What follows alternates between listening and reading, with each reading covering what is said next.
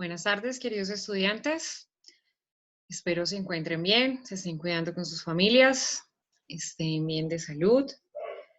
Em, de hoy en adelante vamos a estar intercambiando clases con ustedes. Em, Va a ser de forma virtual, hallaremos varias formas. Por ahora, pues estamos procurando las primeras formas de educación virtual. Les cuento que esto es nuevo para mí, pero pues vamos a intentar hacerlo bien. El día de hoy, para los estudiantes de grado octavo, vamos a tratar el tema de la literatura del descubrimiento y la conquista. Esencialmente es el periodo que se da a partir de 1492 con el descubrimiento de América por Cristóbal Colón. Al momento del descubrimiento, las comunidades indígenas sí tenían su propia literatura, tenían mitos, cuentos, historias, cantos y leyendas que se transmitían de manera oral, esencialmente. No obstante, pues por el proceso de conquista provocó que gran parte pues, de esa literatura se perdiera, como se pudo ver en el tema de las culturas anteriores a la conquista. Solo se conservaron pocos mitos, entre ellos el Popol Vuh y otros de cultura maya, azteca e inca. Bueno, esencialmente es eso. Tras la conquista, pues la literatura en Colombia comienza su producción más o menos en el año 1510. ¿Qué les puedo decir de eso? Vamos a ver unas diapositivas al respecto para pues ilustrarnos más acerca del tema. Bueno, ese tipo de crónicas a partir de 1510 se dividía en varios, en bestiarios, en diarios de viajes y en las crónicas de Indias. Los primeros textos escritos tenían como tema central esencialmente pues la información sobre el descubrimiento de los nuevos territorios, tenían, em, ¿qué más? Esos escritos se hicieron a modo de diarios de viaje, que eran esencialmente necesarios para narrar de forma detallada, que eran necesarios para narrar de forma detallada, pues las diferentes aventuras halladas en los lugares descubiertos. Están también, y esas crónicas de Indias, pues eran documentos que contenían pues hechos, los principales hechos de la conquista, las guerras, se resaltaban los detalles. En ellas se resaltaba cómo se atrapaba a los indios, lamentablemente, cómo se castigaban, se dominaban y se les enseñaba pues la religión. Y están también los bestiarios, que eran textos donde los conquistadores hacían descripciones generalmente inverosímiles pues, de seres de la naturaleza, junto a imágenes y pues ilustraciones que ellos mismos dibujaban. Bueno,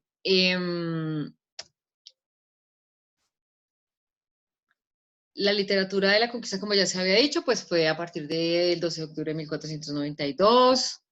La mayoría de los textos de descubrimiento y conquista, pues, narraban las experiencias de los conquistadores en el Nuevo Mundo.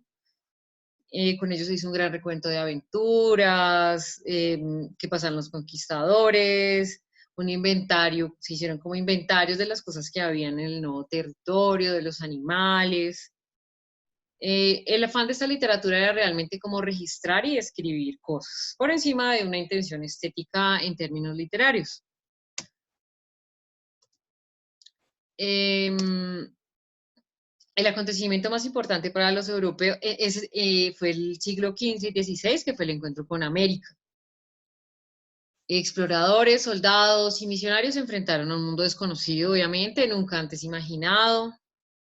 Militarizaron todo y pues quisieron evangelizar a la población. plasmando pues todas las impresiones en formas de relatos. La crónica es la más importante de los géneros de la literatura de la conquista. Esa crónica es diferente. Con esa se inaugura el panorama del siglo XV hispánico en cuanto a literatura. Fueron textos muy complejos, pero ricos en información y tienen esencialmente un valor histórico. Bueno,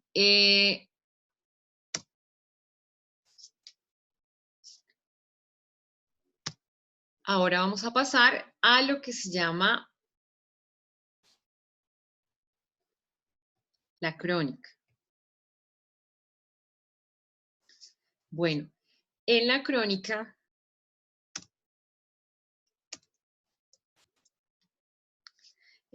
lo que se trata es de narrar. Fueron los principales.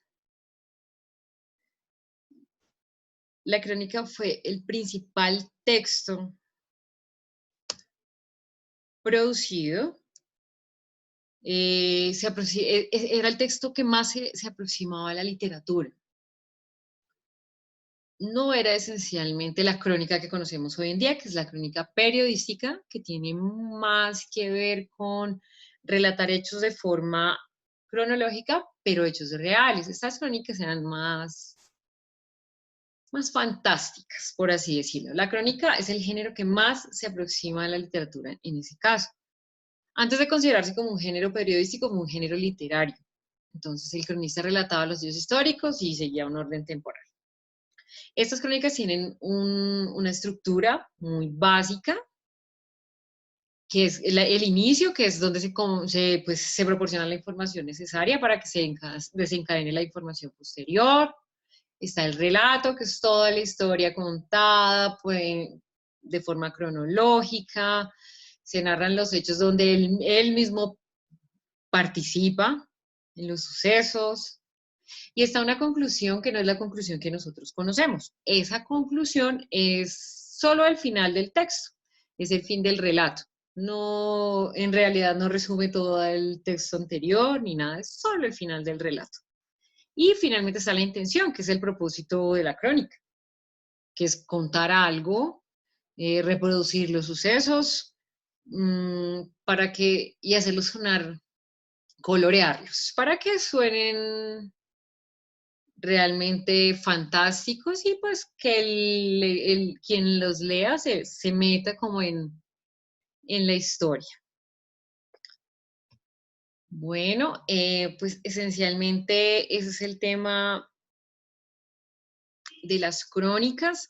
Hay autores muy importantes de esta época que vale la pena mencionar, como Fray Bartolomé de las Casas, que fue un crítico implacable de los conquistadores. Entonces él tiene una obra que se llama Breve relación de la destrucción de las Indias.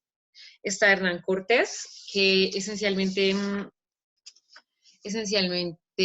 escribió fue como cartas de relación, y era como el escribano y terrateniente de Cristóbal Colón, algo así.